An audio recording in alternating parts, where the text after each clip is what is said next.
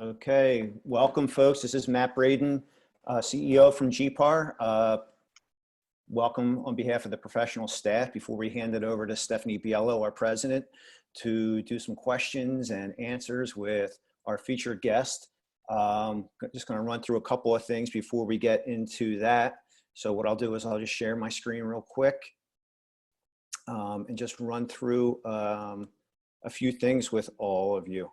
So just a few things coming up ahead of us. Wednesday, 10 a.m., standard forms in COVID-19. So there's a couple of new forms that have been created by PAR. We're going to have the folks who head up PAR's standard forms committee. That's Christina Cardone and our own beloved Heather Patron-Shook. They'll be walking us through those three new forms. So please tune in for that. Wednesday evening, Women Warriors, Leadership Secrets from the Front Line. This is going to be an awesome thing that we're going to have. We have a stacked lineup. Look at these guests that we're going to have. Elizabeth Mendenhall, 2018 president from NAR. Kathy McQuilkin, 2018 PAR president. Darlene Meekins, Metropolitan Board of Realtors president this year. Our own Stephanie Biello. Joan Doctor, president from Berkshire Hathaway Home Services, Fox Roach. And then Heather, we pull her out again to help us out. She will be the moderator for that. That would be worth just tuning in and all of itself, seeing Heather manage all of those powerful folks. And the cool thing about that conversation, it's going to be some of the top female leaders that are going to share their real life experiences about their success, failures.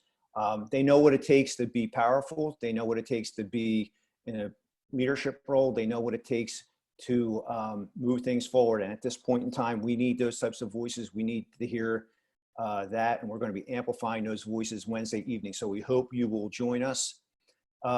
Thursday evening, special time, 7 o'clock, special night, the Listing Lounge. President Bill Fesser from PAR can attest to this. The Listing Lounge is a very special place where we wrap up the week. Maybe wrapping up a little bit earlier this week, raise a glass of whatever your choice beverage is. It's a time to get social, talk a little business, poke a lot of fun at Matt and whoever else might jump in the room. It's usually fun. We encourage you guys to get there and join us. Starting off next week, it will be Tuesday after Memorial Day weekend. We're going to have Coffee Talk. If anyone was on Coffee Talk this morning, that was pretty awesome. Great women leaders that we had talking about teams and being a broker. And you heard about the different insights that they have about how they're handling this COVID-19, what they're doing to keep their minds moving forward, thinking about their businesses, as well as the folks that they're leading day in and day out. So next week, we're going to have City Controller Rebecca Reinhart with us.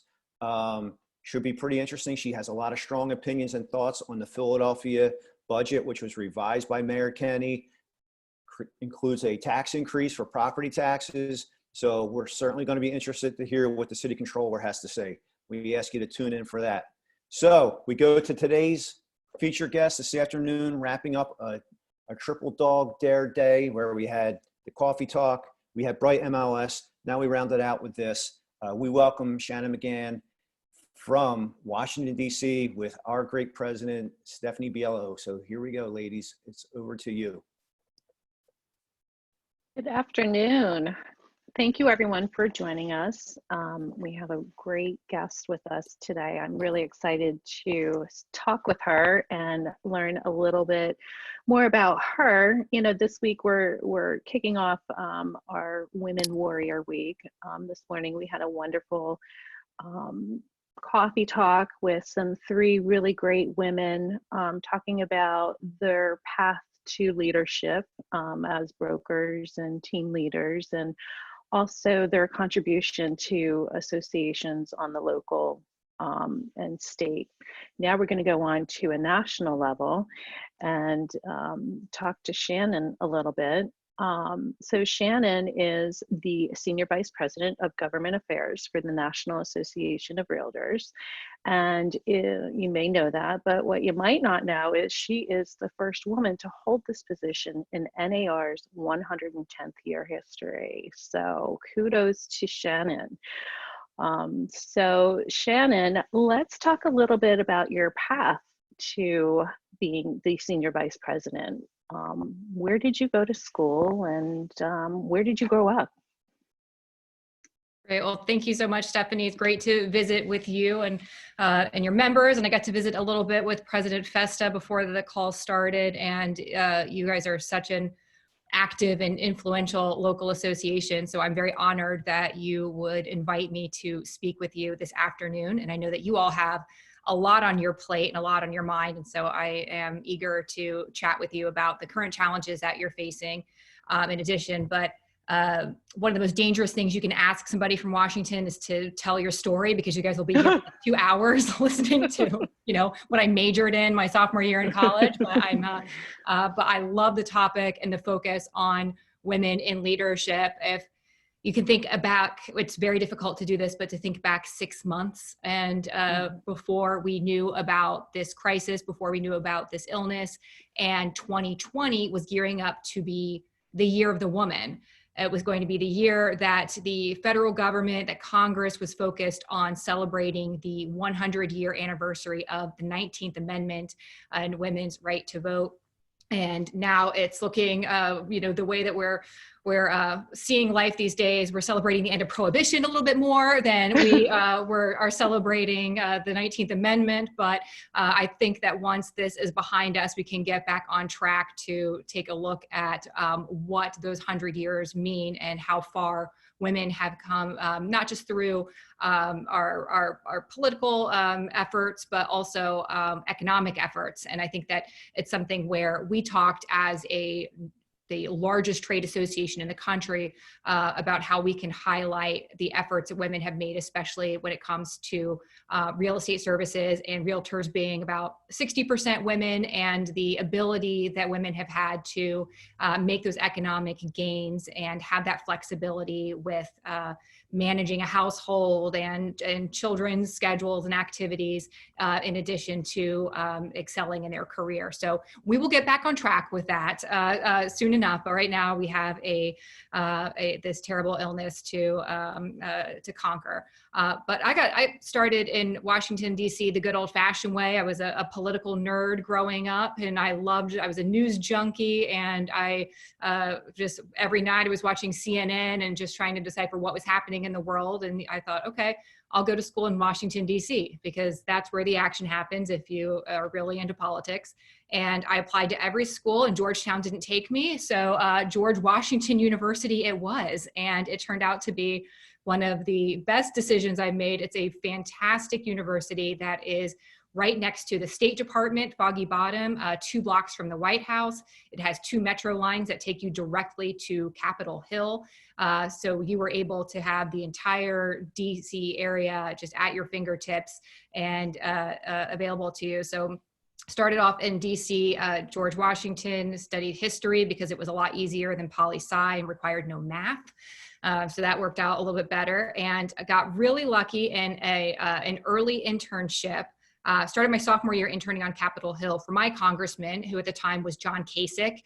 He was running for president then too. So that was back in 1999, and quickly got a job working for a member of Congress named Jennifer Dunn from the Seattle, Washington area. I had never been to Washington. I probably couldn't pick Seattle out on a map, but she was known for women's outreach and how to get more women involved in politics, especially women business owners. So she hosted this annual conference it was a partisan conference, the Republican Women Leadership Summit, with a senator from Texas named Kay Bailey Hutchison. And my job was to help get that up and running. And I got to meet so many women leaders across the country and all different areas of business who wanted to come in and figure out, okay, I can raise my kids. I went to school. I started my business. I'm successful in my business, but there is this thing called politics, and there are all these different policies out there that I need to know and understand, and sometimes to change in order for me to be successful in my chosen career.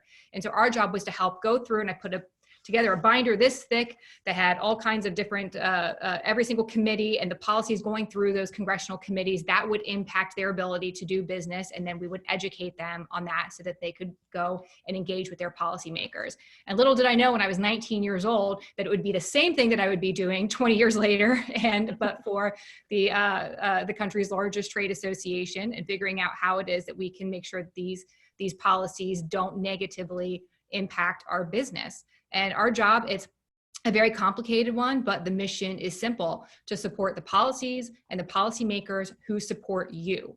And our entire DC office, we restructured around how to best do that and get that information to you all. So I definitely want to hear how you're receiving that information and what we can be doing to help you do your job. Absolutely.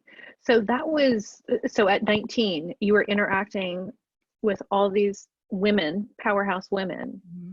Was there a common trait that you saw with all of them, or was there something that really stood out that you said, you know what, this was the nugget I needed? Absolutely. They weren't shy. I didn't meet a single person in all of these interactions. They may have been more reserved, but it was everybody came forward and had that confidence to say, I have a question, or I have a problem, and here's how I want to address it. And I learned through all that it's important to sit back and to observe. If you have those thoughts, share them, because other people are probably having those exact same concerns. And then when you can get together and figure out a solution, that's much better than stewing on your own and trying to do it solo. So it was just one of the most collaborative and communicative groups of people I've ever worked with. There was a smaller group. There were hundreds and hundreds of people who would come into town for that event.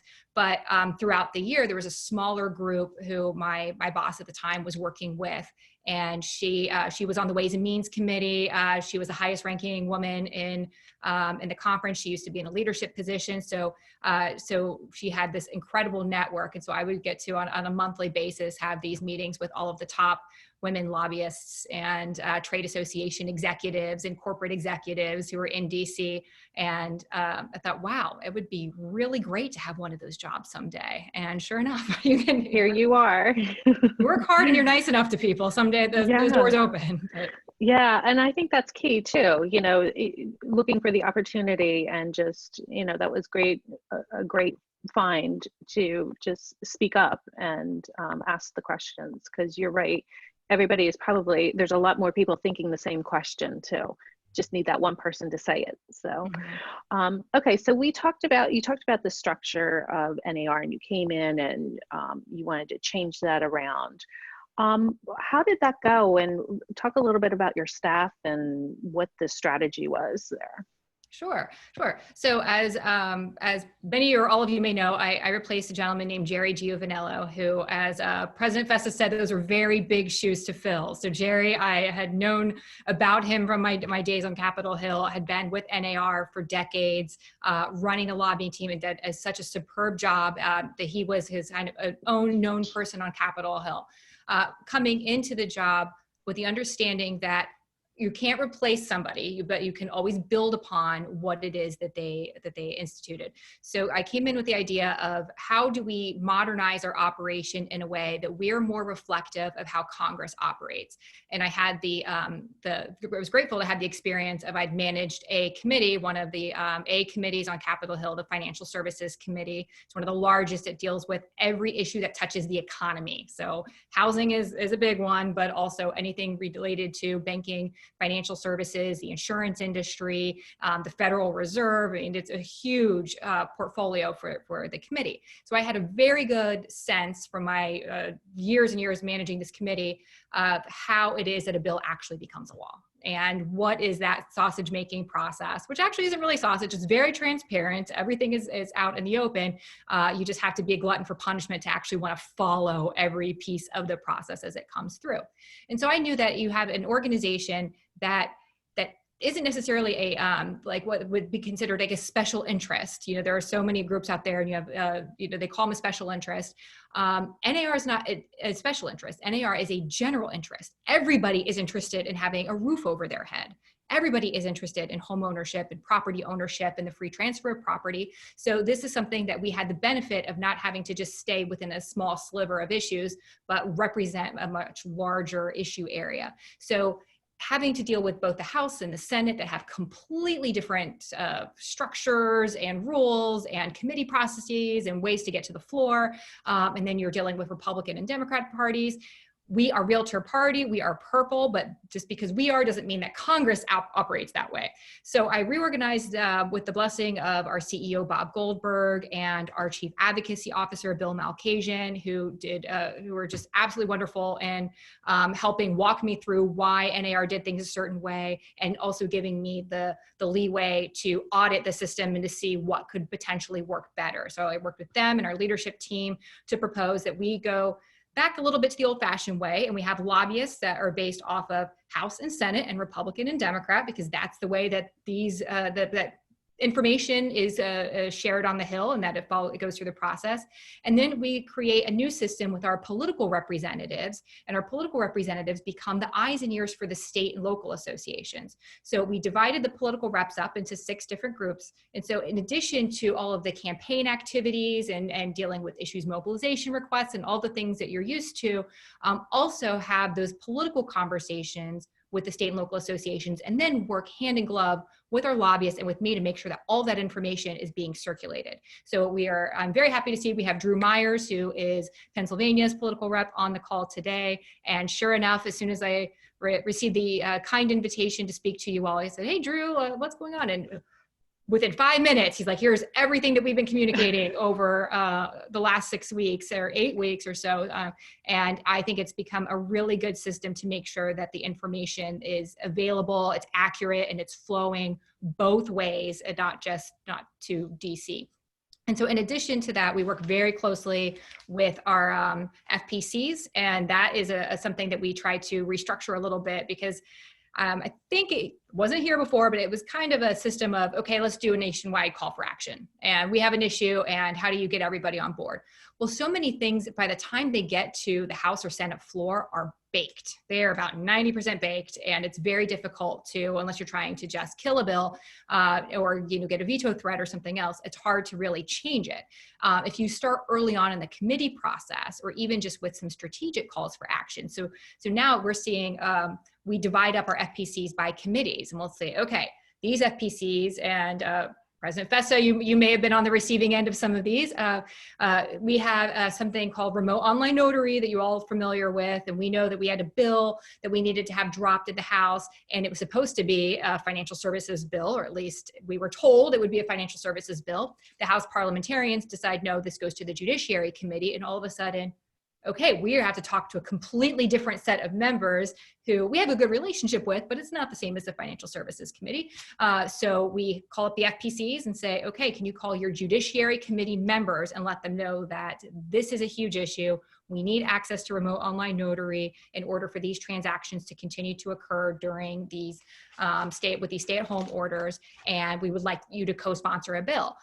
So we got this up and running very quickly, and this is just one example of many. And now we have a bill that had moved on the House side, one on the Senate side, and those negotiations are actively happening on a bipartisan, bicameral way, which is what needs to occur before something gets signed into law.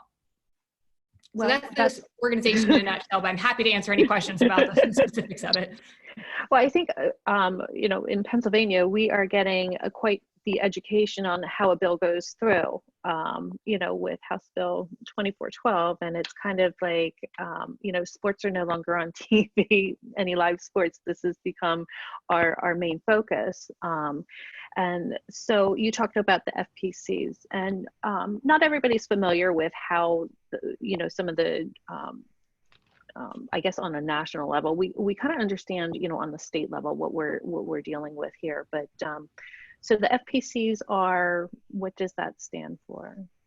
It's a federal political coordinator, and it's trust me, when I first started, I was vaguely familiar with. Having worked for a number of members of Congress, I always knew, oh, okay, you have your person, your realtor you talk to, right, and then there are the people we talk to in DC. But I did not realize just how successful the program was until starting a job and having conversation with policymakers. At one of our conferences, I was interviewing a House member who's now running for Senate on stage. And I said, hey, tell me about your FPC. And he calls her out by name and says, and she's there at the conference and says, I know that my FPC, how valuable she is to your organization, how valuable she is to me, because if she calls me and I don't answer, she'll call my mom. And then my mom will call me and say, why didn't you answer her phone call? And then I call immediately. So these are very important, valuable relationships that go way past just, someone living in the district. It's somebody who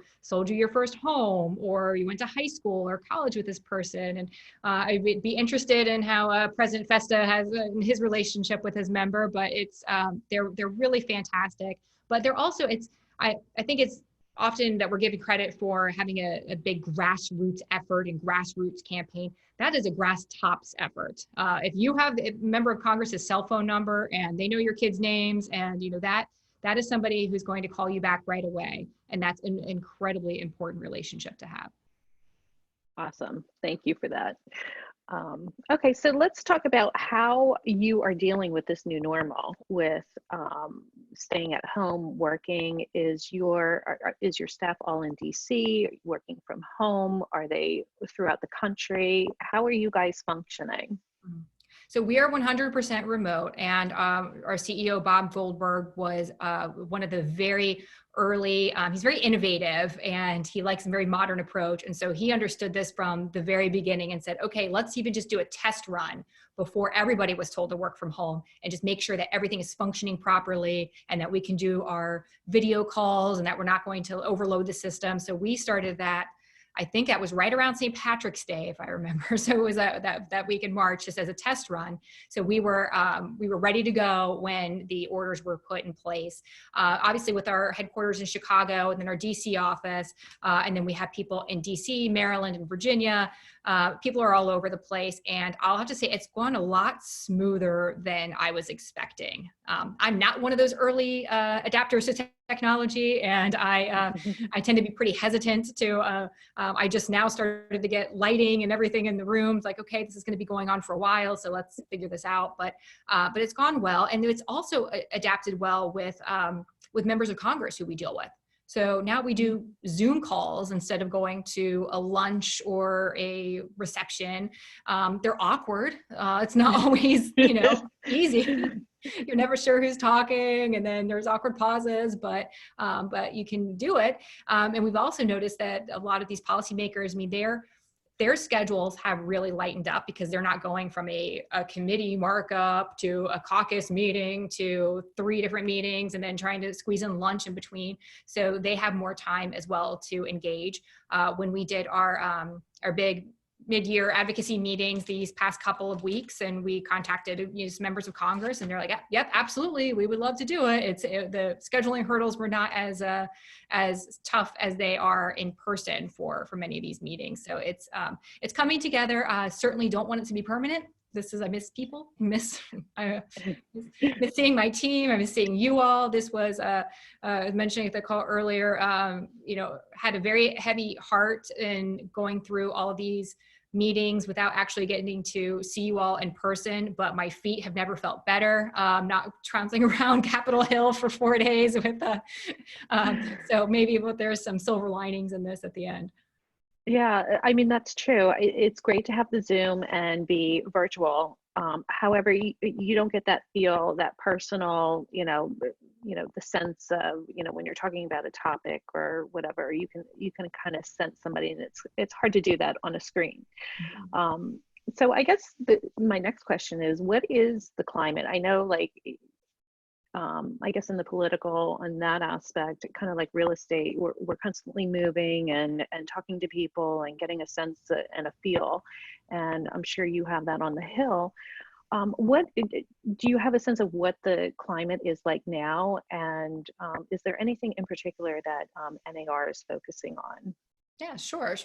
So I'll start with what the climate has been before getting into where it is now, just to give it some context. So, for all of the criticism that, I know I give and everybody else will give to Congress for being, you know, too partisan or too slow acting.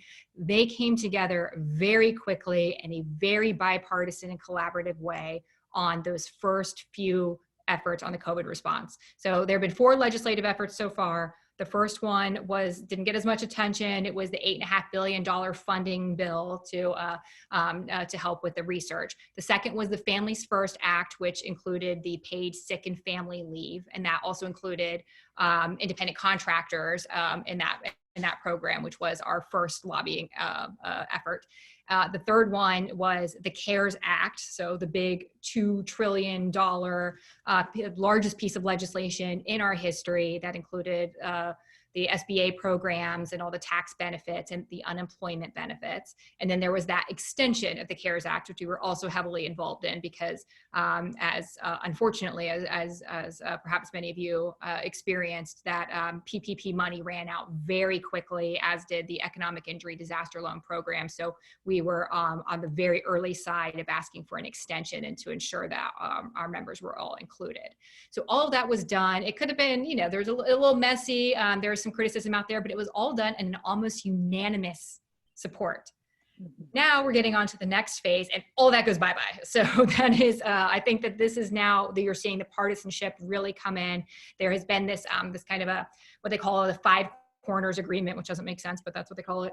So you have the House leadership on both sides, Senate leadership, both Republican and Democratic, and then the administration, which has primarily been led by my former boss, the Treasury Secretary, Stephen Mnuchin, who is a fantastic negotiator and is one of those who just really understands the bottom line, where we need to be and how to get there. So he did a great job working with Speaker Pelosi and with Leader McConnell.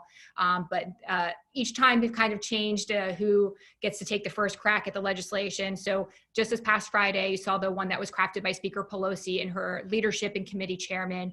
That was a $3 trillion proposal that was that includes a number of things that that we like, and we put out a letter and support of the things in there that we support. But it also is just a very large wish list, and is I think it resembles more of a budget. Whenever you see in Washington, they come out with a budget and you wonder why you never heard about that budget again. It's because they're always dead on arrival, and it's always a list of the priorities of the party who puts out the budget, and then they kind of take from that the language and they go through the appropriations process or the policymaking process. So I think that this resembles that budget making process more so than the typical legislative process. They couldn't have committee hearings. It wasn't really just grabbing specific pieces of legislation, but it does include things like SALT, repealing the SALT $10,000 cap for the next 2 years, a $5.5 billion fund for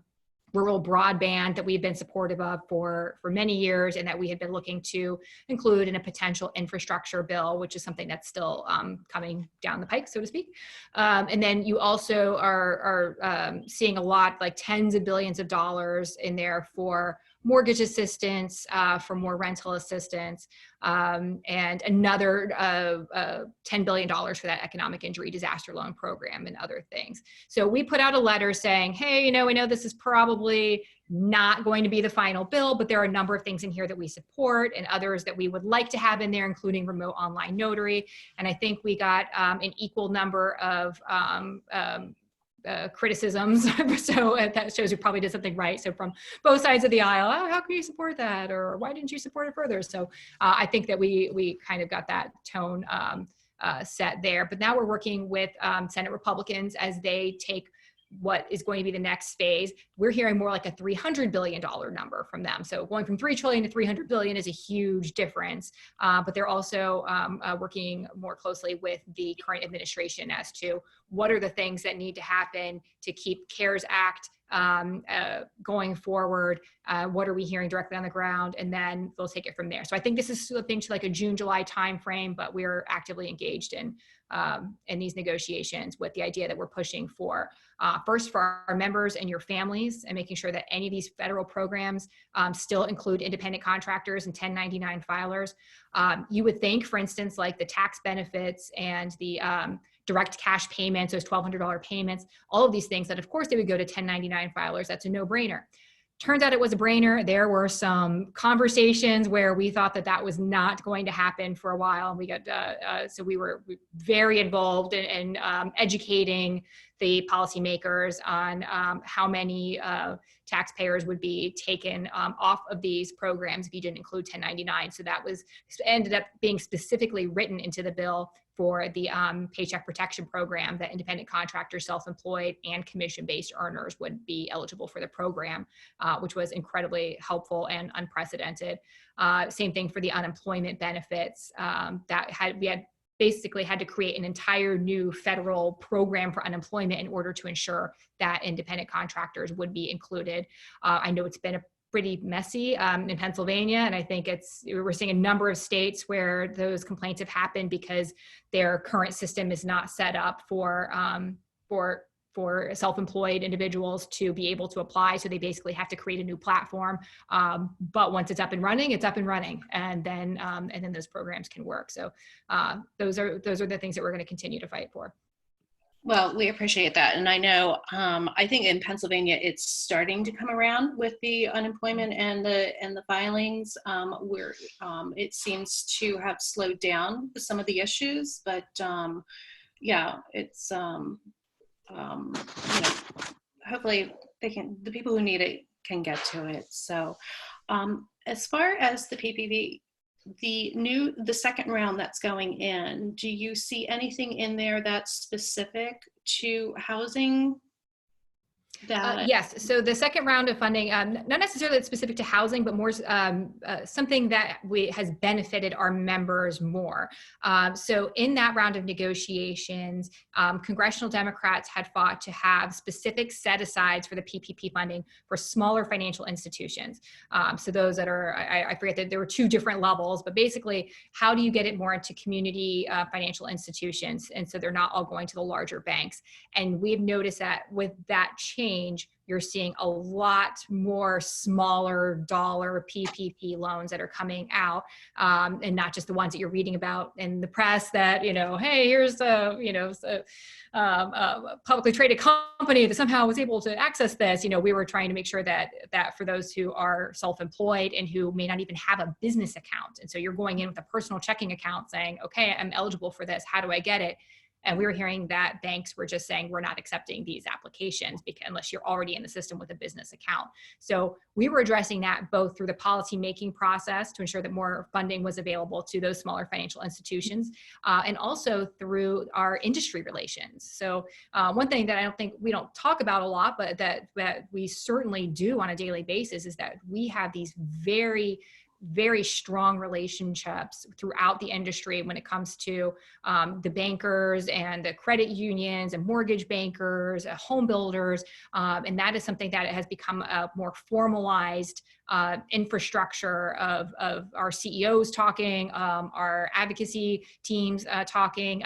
Joe Ventrone, who runs our federal policy and industry relations team, he spearheads most of that communication. So when we hear these complaints, and we were hearing about them from specific financial institutions that I will not name, we get on the phone and we call them and say, what's going on and why are you denying our members? And ensure that if it's not happening on the industry way, that it's something that we can ensure that the lawmakers who drafted this legislation, that the intent is being filled.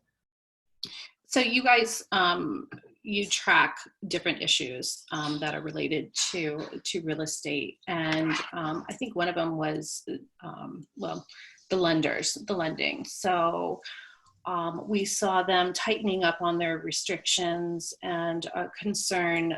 We had Dr. Yoon a few weeks ago, and this was in the initial, it seems like forever ago, but it was really only a few weeks ago, about the JP Morgan Chase, and they're, increasing the down payment and higher scores and almost eliminating those first-time home buyers. Even though that was a few weeks ago, do you see any change in that, or do you see more banks practicing that, or what are you hearing in that regards? Sure, sure. So I think we're hearing less about those concerns that we were from the very beginning. I think that you have a combination of factors here. One being the work with the regulators, with FHFA, and ensuring that they're loosening up any of these standards for ones that are going to be purchased on their portfolios. But then the concern that we have, and I think that Dr. Yoon addressed too, is that if you have any of these mortgages that end up being held by investors, that the investors can have their own stricter standards than what a government-backed mortgage is going to have. So while it may still work out well for or FHFA loans, FHA loans, VA loans, any of those, that you're seeing a major shrink in a jumbo market because of what people are willing to hold on portfolio and the uncertainty that's out there. So you're seeing it like tip a little bit in that direction. But that's another thing that we have been working on both with lawmakers and Joe Venturn and his team with the regulators, is to ensure that, for instance, the forbearance options. Now you can you have up to a year that you're able to put off a mortgage payment under the right circumstances. And while that's incredibly important and people need access to that during these uncertain times, we want to make sure that that doesn't unintentionally have the consequence of locking up liquidity when it comes to the servicers and the rest of the mortgage marketplace. So we've been having doing joint letters with the industry to Treasury and to FHFA on that issue, and the Joe and his policy team are certainly very actively engaged there. And that's not something, whether or not legislation is required there have been a number of lawmakers who have weighed in on this, but they think it's something that can be done just through the regulatory, or even just through kind of just more conversations with the investors to have a better understanding of when this is all ending, that these payments will be made and that people just need to show some flexibility. Awesome. Thank you. All right. I see we have a couple questions. Matt, do you see any that pop out? So with Matt and I can't focus on the questions and talk with you. So I usually use him as my backup to say, hey, ask this question. So I do see, So I see a question here in the chat from the esteemed and reverential Father Jack Malloy, chair of our Government Affairs Committee. Shannon, just so you know, Jack Malloy has been dubbed Father Malloy by those of us as a term of endearment, and hopefully he still takes it as such. Anyway, Father Malloy is asking about when Dr. Yoon did his presentation. So Jack, Dr. Yoon's presentation was recorded and it's accessible in our library. If you saw the most recent email from us, there's a link there that lets you go ahead and get into the YouTube page with all those videos. So check that out. There he is. There's Father Malloy. I'll make sure you get that link because I need to make sure I get past the pearly gates, you know. Referring to the NAR one. From last week? Yeah. Not just GPARs, but NARs. Do you have an answer for that, Shannon? Do you know if they were if that was recorded last week? I can I'm access pretty sure that it is. Yeah, Dr. Yoon is recorded from NAR. My question is, can members who were not part of the meetings, can they access it for their education too? If you were not one of the 28,000 plus members who registered for it, I think it should be available on the YouTube page and on Facebook, but I will track that down. Or if Drew is still on, Drew, if you don't mind emailing over to Heidi or events and just find out exactly where that URL is to find Lawrence's presentation. Absolutely, I can check on that. I do know that some of those sessions have already started to become available. And I think that it will just be a matter of processing that and getting more of those links out over the next week or so. Jack, Drew and I can work on this and send it to you. Great. Yeah, there were some good ones. all right. Christy versus Emmanuel. That was Thank you. All right, Shannon, here's the question I'm sure everybody is dying to know. Is there anything NAR can do to help real estate to be deemed essential in the red area of PA? Yeah, well, absolutely. And well, yes and no, I should say that. So when the crisis first happened, what we had three main priorities. One, as I mentioned earlier, protecting members in your families by ensuring that as 1099 filers, you're able to be involved in all of this. The second was protecting the consumers and the transaction through things like remote online notary and making just sure that these things can still happen. And the third was to look at real estate as a whole and look at it state by state and to ensure that it's deemed essential. So on that first list of the Department of Homeland Security critical infrastructure guidelines, we weren't on it.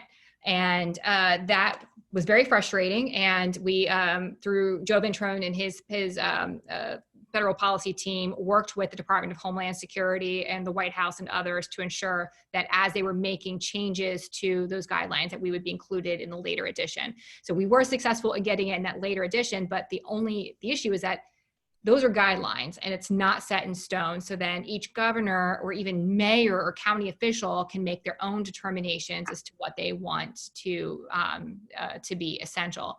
And I know I've been following Pennsylvania. We've been doing these, weekly, if not more often, phone calls to track the progress and see what exactly can be done to help in this regard. And I know it's incredibly frustrating because you and PAR are doing all of the right things and then just still coming across these hurdles. And Governor Wolf's policies have obviously created some major hurdles for the real estate industry in Pennsylvania. And I think that there is some more that is being done. So we had the issues mobilization about, I think, $500,000 for an issues mobilization request that came through, and NAR helped with that one to urge the governor to sign. That was the previous House bill, I believe. Or I think, I'm sorry, that's the current House bill, excuse me. And then we also saw the 10,000 or so calls for the call for action. So I'm hoping that there's going to be that political consideration felt in all of this activity. Obviously getting the legislation introduced and moving through the process is key. I know that you also were working on legal matters through the judicial system that wasn't successful, but if you don't try all of these approaches and you're just leaving potential things on the table, but PAR has not done that. PAR has done a fantastic job of ensuring that all of these things are being met. I got on the phone on Saturday with a member, not from the Philadelphia area. She's from a more rural area in Pennsylvania. And she had contacted me over the weekend just to say, is there anything going on the federal level that could help with our efforts here? And I'd asked her if she could share with me just a few, I don't want to just generic examples or stats as to what this means in her county, but examples of clients or potential clients or friends she knows who are having a hard time either looking for a home, selling a home, getting into a home because of this. And she sent over just the most amazing tear-jerking examples of healthcare workers who moved into the county because it was one of the worst impacted counties in Pennsylvania, who then weren't able to find housing, or basically people are going back to these old days of real estate where unless you know somebody who might be selling their house and you can go and covertly look at the house, you don't have a chance of looking for a place to live. So we gathered those examples.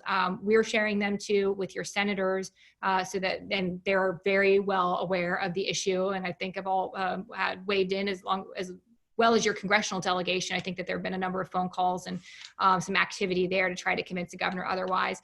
And it sounds to me, I'm from Ohio originally. I know that Governor DeWine was one of the earliest and most aggressive governors out there when it came to shutting down the economy. And my family members in Ohio were very distraught over that. My mom is a healthcare worker, so she continued to work in the emergency room in a hospital, but thankfully they didn't get hit hard because they closed down so early that there really wasn't a major crisis in central Ohio.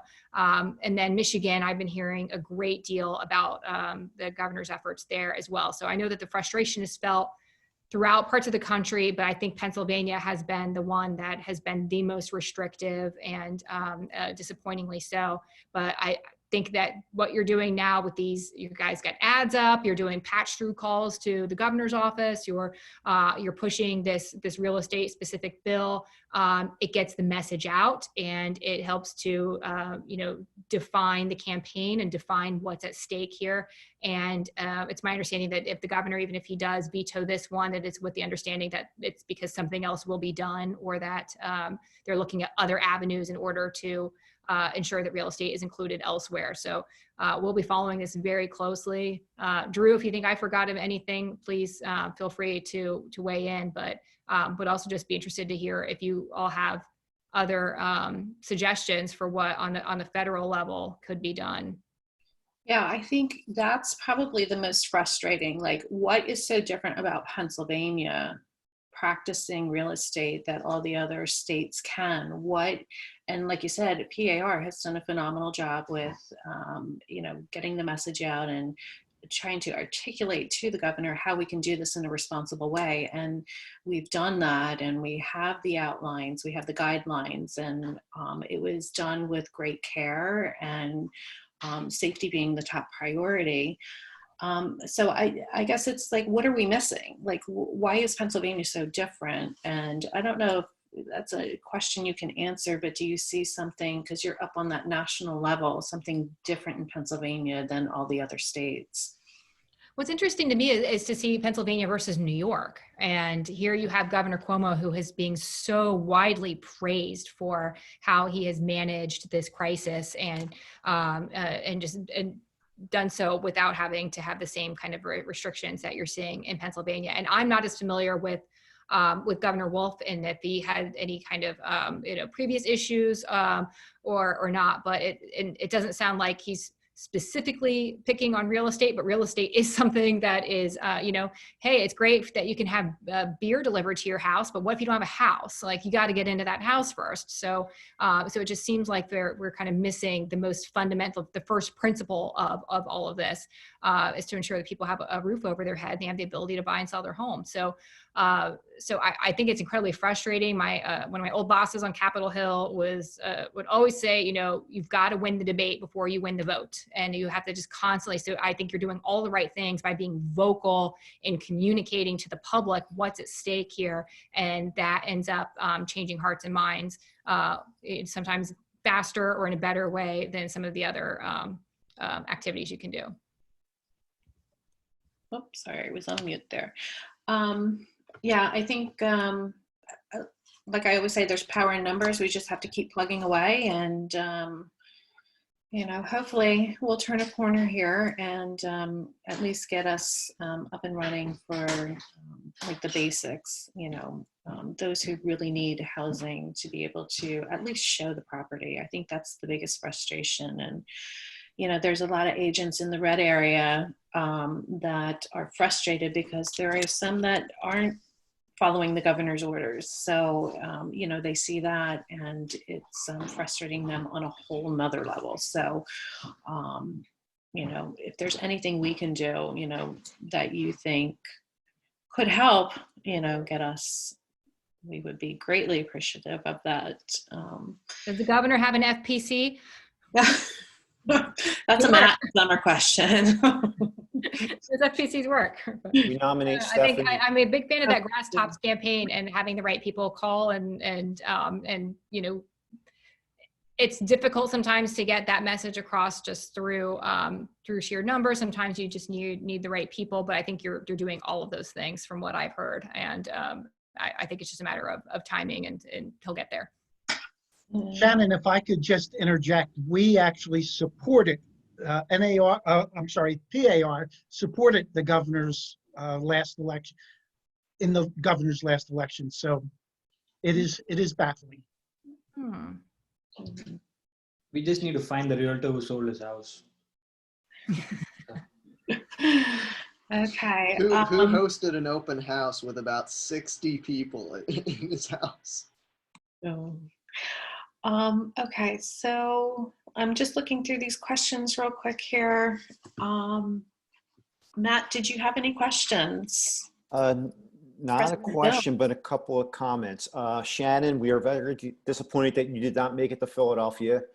That was supposed to happen this summer with the GAD Institute. So the rain check is there for 2022. We hope to see you there. But also want to say thanks to the members of your team, Drew Myers and Megan Booth.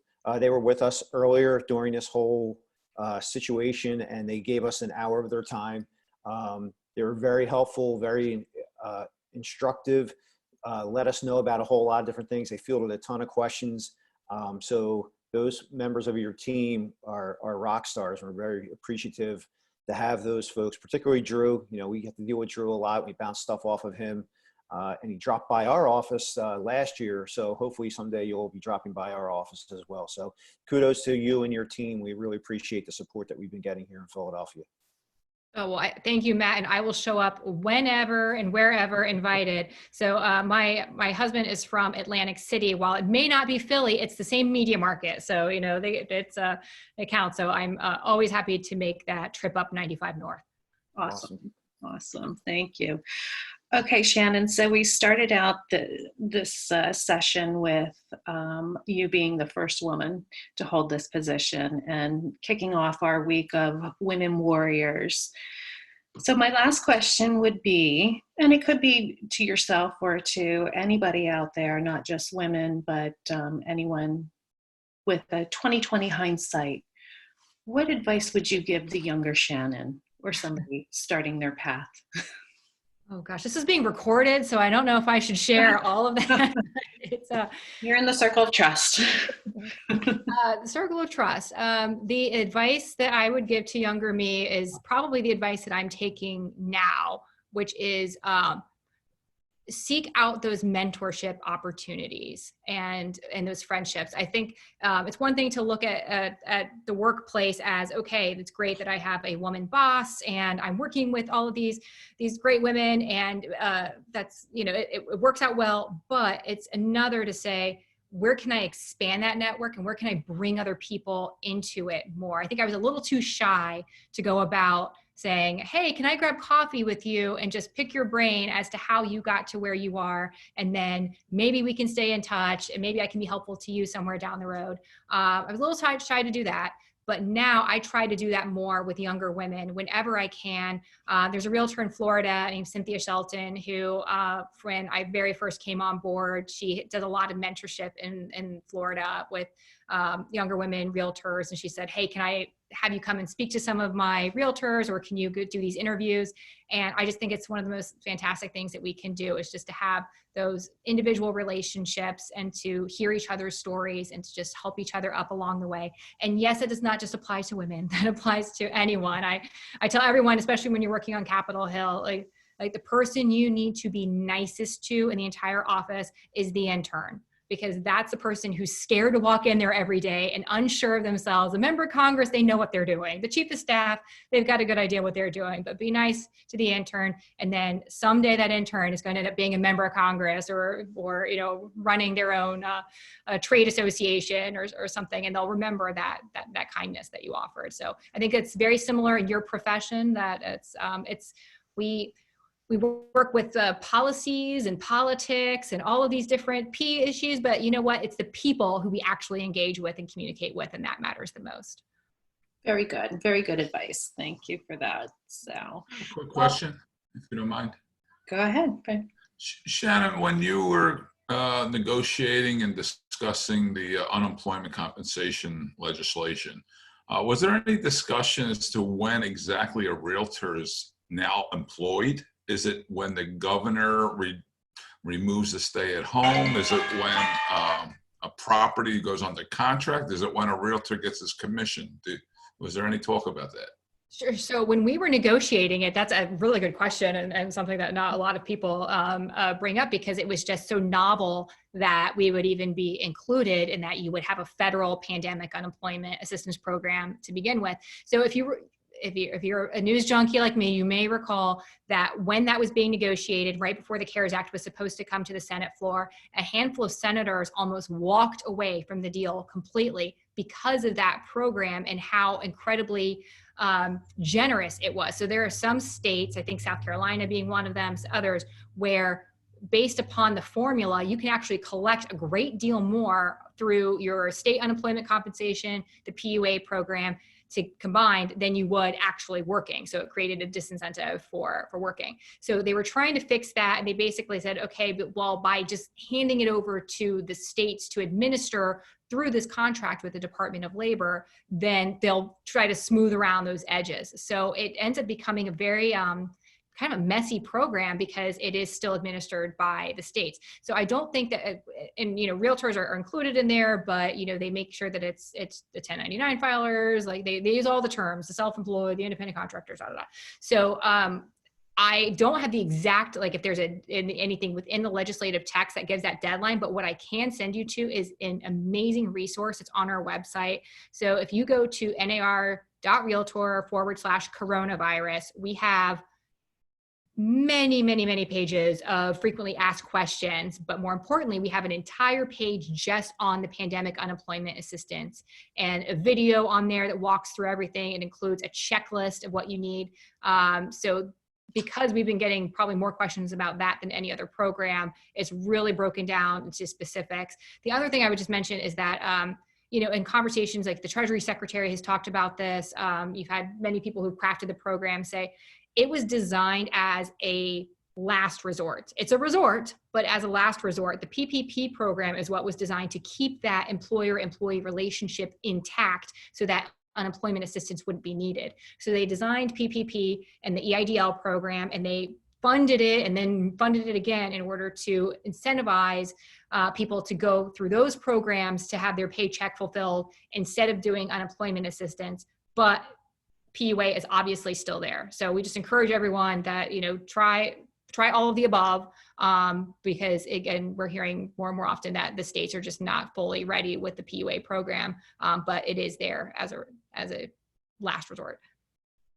So to Frank's point, so it's going to be a state question. We go to the state to find out about that. It's not. So depending on if the exact question is, at what point are you no longer eligible for the program because you're back up and running? Because we get a lot of specific questions on, okay, what if I got this commission check that was based upon a sale that occurred in the first quarter of the year or those. And so we have a whole checklist and information on the website to try to walk everybody through what are those specific eligibilities. So if you go through, I can actually put it into the chat box here. Let me see if I'm this technologically capable to put it in the chat box, but everyone. And it's actually modeled off of New York had a fantastic, there you go. Should have that. Had a fantastic website that basically had that the little choose your own adventure as to how you get from A to B on applying for the state unemployment versus the PUA program. And some states, Pennsylvania may be one of them, basically say you have to be denied the state benefits before you then can apply for PUA. It gets very complicated, but there's that. And I'm going to send you another one that's more of the general website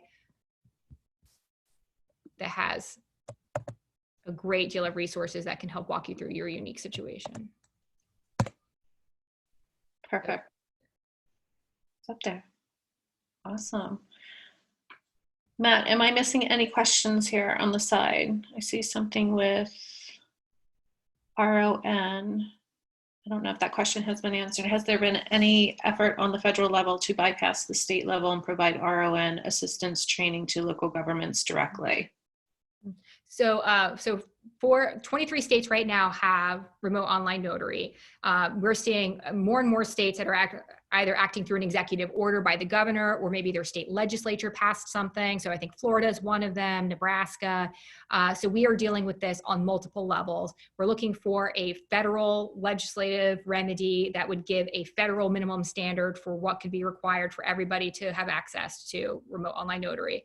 That has been held up a bit because there are concerns from several larger states that I will not name that say, okay, you might interfere with our own minimum standard and because you're offering ones that there's preemption issues that they were concerned with. So there's bipartisan Senate negotiations happening as we speak to try to get to a good spot there. But the political will is there, but the devil's in the details as to how this impacts particular states. So Katie Johnson, our general counsel, and has been working with our association executives, and we do a weekly call with them, and we talk weekly with the general counsels as well to help with any of those state efforts to either get a executive order or legislative action if needed. So both are happening.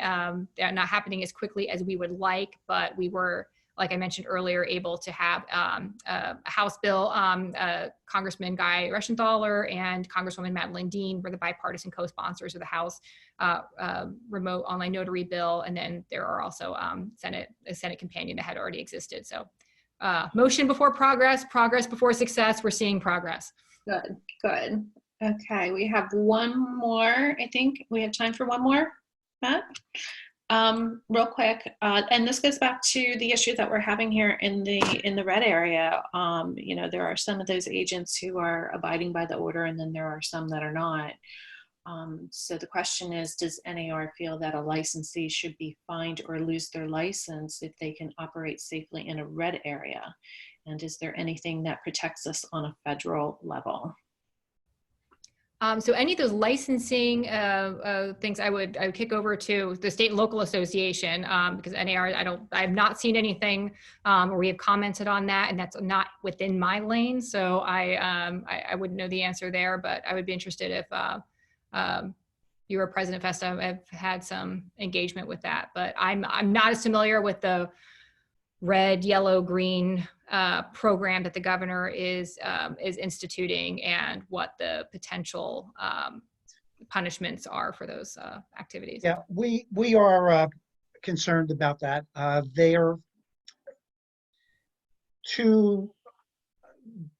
lost my train of thought. To be able to operate illegally, we're just not going to recommend that. Will the state do anything about it? I have no idea, but we're more concerned about insurance coverage or a liability issue if while you do something against a law or a governor's order, can someone bring you to court for reckless endangerment or any of the other issues that can come up. So that's not something that we're advising right now. All right, there you go. From the president himself. Okay, well, we are past 3 o'clock. And I just want to thank Shannon. Thank you so much for taking some time to spend it with us here in Philadelphia virtually. And we can't wait to see you. Come visit Philadelphia when we can. And we're just right down 95. And we are proud to have you as one of our guests for our Women Warrior Weeks. So you are a warrior to be able to handle all those hats that you wear up on the Capitol Hill and the people you interact with. Kudos to you, and you're doing a great job. And we thank you here in Philly. I'm going to turn this over to Matt. Thank you all for the opportunity. Great to see you. Thank you. All right, folks, thank you very much. And tomorrow's a rest day, and then we get right back at it on Wednesday. So hope to see you guys all jump in. Shannon, again, thank you very much. Drew, thank you. And everybody take care, be safe, and go for a walk. It looks like it's a nice day to grab some air out there. So take care, everyone.